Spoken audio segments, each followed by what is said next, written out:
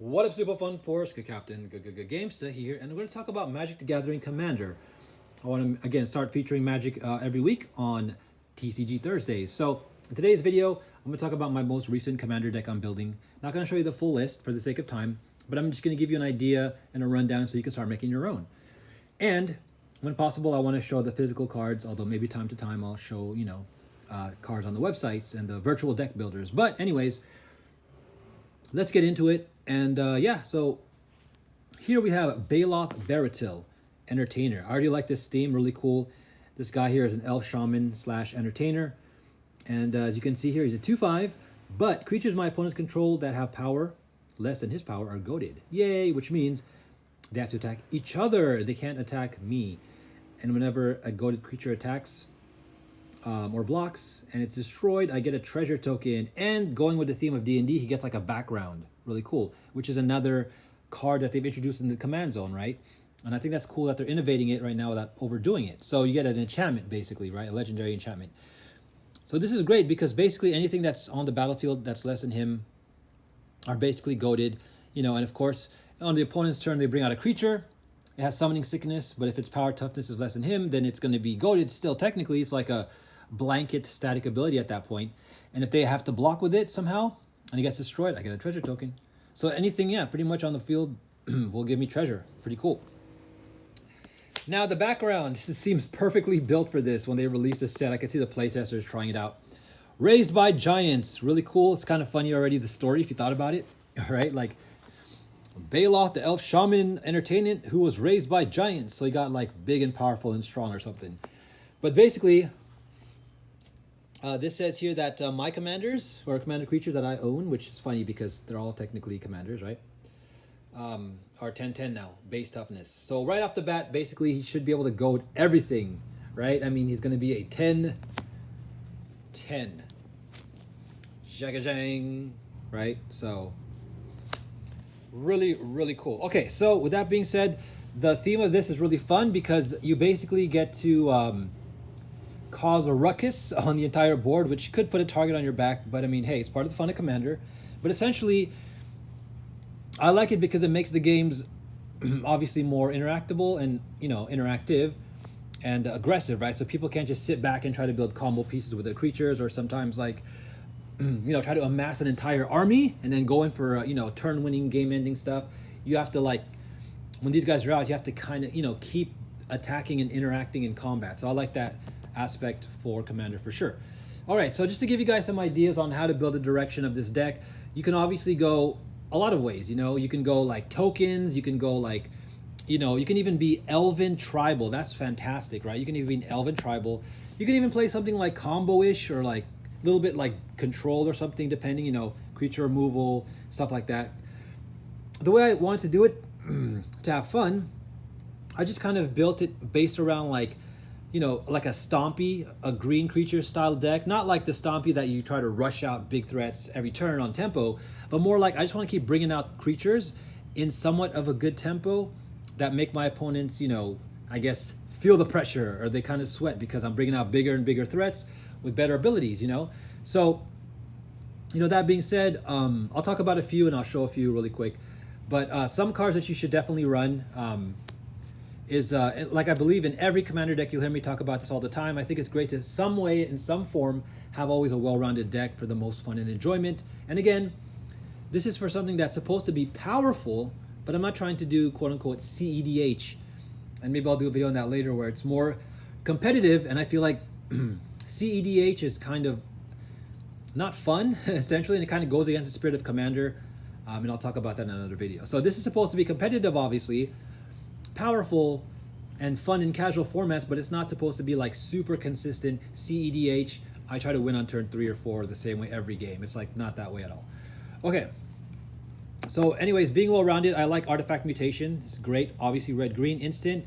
Destroy an artifact. Unfortunately, indestructible artifacts are not going to be hit by this, but still... oh wait, no, my bad. That's right. It cannot be regenerated. But bam! And then you get to create green 1/1 green sapling creature tokens. And yeah, this is definitely a must-have. Instant speed, 1 green, 1 red. Excellent cost to basically destroy and cannot be regenerated, aka Barry. an artifact for those of you, again, who know Magic from the OG days. All right. Magma Spray, I like to use this in a lot of red decks. Again, red instant, it gets rid of creatures. And again, exiles them instead. So this is even beyond burying. This is like vaporize. This is disintegrate almost, right? So this is great to get rid of those like recurring zombies or just, you know, other creatures that your opponents want to keep using and using. Artifact creatures, whatever. I'm showing Brute Force because it's like a giant growth. There's a lot of these instants, but red and green has a lot of them. You don't maybe want to fill your deck out with too much of these, but maybe having one from each color. So I ran this instead of giant growth, just for the flavor and the theme. I mean, it's exactly a giant growth. Here's an Untamed Might. So this is what I ran for green instead. 1 green, 1 X, or 1 green X. So you could just try to go for a win, right? Do a pump up win, maybe with your commander if you're getting commander damage through. You're getting a trampler, or you just need a little bit more extra damage to take out an opponent. So also, one thing I want to say with this deck is I've heavily skewed this deck actually towards green, right? So in a commander game, in a deck, your cards in your deck can only be colors relating to your commander. So it can only be red. I can't use anything that like, I can't use an artifact that has blue, right? Either in its cost or its activation.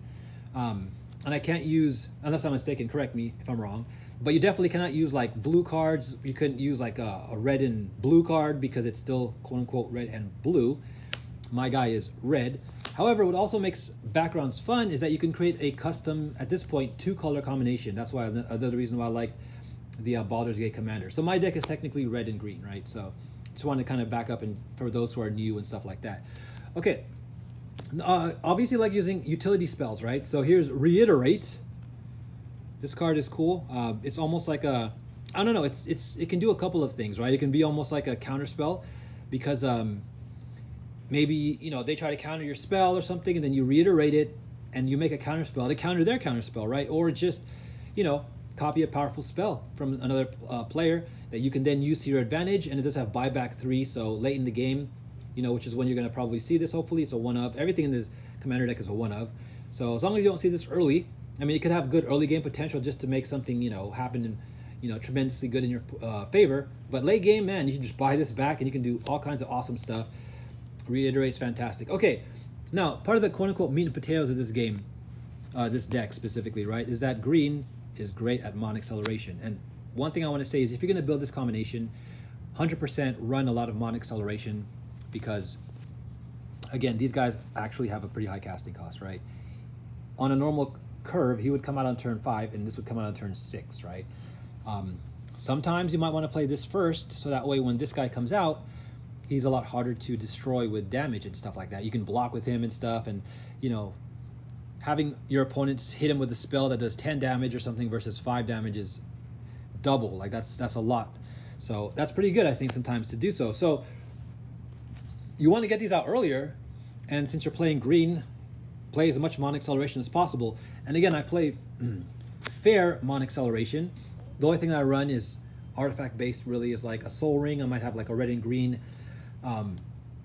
artifact, but I don't try to do the whole, like, you know, again, CEDH stuff like Mana Crypt, Ancient Tomb, those extra cards, you know, that cost a lot and just, you know, tend to unbalance the game in general. So I just want to show a quick, let's grab it here, just a quick little curve, right? So for a 1-drop here as an example, here's like a Findhorn Elf. You can always, you can also do like a Llanowar. It's just a basic, you know, 1 green for a 1/1 mana producer for green. Then here's a Sakura Tribe Elder. This guy here is now costing 2. And then this guy doesn't produce mana himself, but you can sacrifice him to get a land. So technically, you know, it comes into play tapped, but on that second turn, you can accelerate to, you know, an additional land if you want to use them right away. And then here's another example, Cultivate. Now we have a sorcery for a 3 cost. I can get 2 basic lands, put one into the battlefield tapped and the other one into my hand. Helps you get another land drop and stay on curve. All right, so another thing, it's fun to still back up the goading here with some other cards, but the good news is you don't have to put a lot of you know, goading cards into your deck, right? Because you have it as your static ability in your command zone to get it anytime you want during the game, basically. So I still would run 1 Shiny Impetus because, you know, costing 3, you can enchant a creature. You give that creature +2/+2, so now it's stronger, but your opponents have to deal with it, hopefully not you, right? And also, it also helps the theme because now when that creature attacks every turn, you're going to get treasure. So this can come out, obviously with like a one-turn green elf creature that gives you 1 green mana. You can get this as early as turn 2, although, you still want to use this at a time when you put it on a creature that will, stay around, right? You want to be able to attack a lot, not just be like attacking once and gets destroyed or something. So still really good. And then along the same time type of cost, I have the Agitator Ant. Now this guy is good too because he costs 3 for a 2/2, which is decent, but as you can see here, you can give the opponents options to give 2 +1/+1 counters on one of their creatures, and those creatures get goaded, right? But it's at the end of your turn, right? So you can also do it every player. So you can even buff this character, or you can buff another creature. So really cool. Life of the Party. This new card I think is really fun and definitely a party card for sure because it costs 4, not too shabby, but check this out. First strike, trample, haste. When it attacks, +X, which is the number of creatures you control. Now, this is, I guess, hit or miss, but it's still a fun card to have nonetheless. I guess the more you play, casual and non-CEDH, you'll see more creatures on the battlefield. So more players will be playing creatures. So this will always be, maybe 3, 4, 5 power. And basically, it's just a fun card to play if everyone has one that has a good amount of power, because it's like it attacks with first strike. So it's like you don't want to block with your version of it because it's gonna, you're gonna lose the value of it and they're gonna keep attacking. But it can just cause a lot of havoc, right? So the other thing that's cool is that when it does come out, each opponent gets a token copy of it if it's not a token. So by just casting this card, I give everybody one. And now we're all, in the party battling it out, and we all have creature versions of this. And yeah, it's just whew. It's gonna be pretty fun. So the token copies are goaded for the rest of the game. So when you play your version, everybody else on the opponent's side, they'll all get a token copy of this, and they're all going to be goaded. So they have to fight amongst each other, and they can't attack you. All right. Now for some green stompy, creatures. What I will say is, like, I like to play some early drops. River Boa is a fun one I play. Costs 1 green 1 for a 2/1 Island Walk, regenerate 1 on curve, and then I have a couple of 3 casting costs. I have a couple of 2 casting costs, and then of course I'll jump into the bigger guys. Battle Mammoth is, to me, it's a big win for green for sure. 5 costing for a 6/5 trample, man. And any permanent you control that becomes a target draws you a card. So this thing can net you late game value, especially in a deck like red and green where you don't get a lot of card draw. This will give you that card draw value for sure. And even has foretell. Make it come out maybe 1 turn earlier. But again, you have, Mon Acceleration. I feel like every red deck runs Italy. This card is fun. I have different versions of this in different red decks. Yeah, I mean, it doesn't have haste, unfortunately. So, unless you have a way to give it haste, which I think I do. I have to double check my full deck list. But in some of my other decks I do. I think I might run a Lightning Greaves in here. But basically, if it gets to attack, man, again, the value, it's almost like giving you a card draw, right? You don't draw from your deck, but you get rid of your opponent's cards by exiling them, the top cards. But now you can play them for free. That is just awesome. Awesome, one of my favorite creatures of all time. And lastly, another one, Elder Gargaroth, as you can see, new to M21 base set last year. Another great card.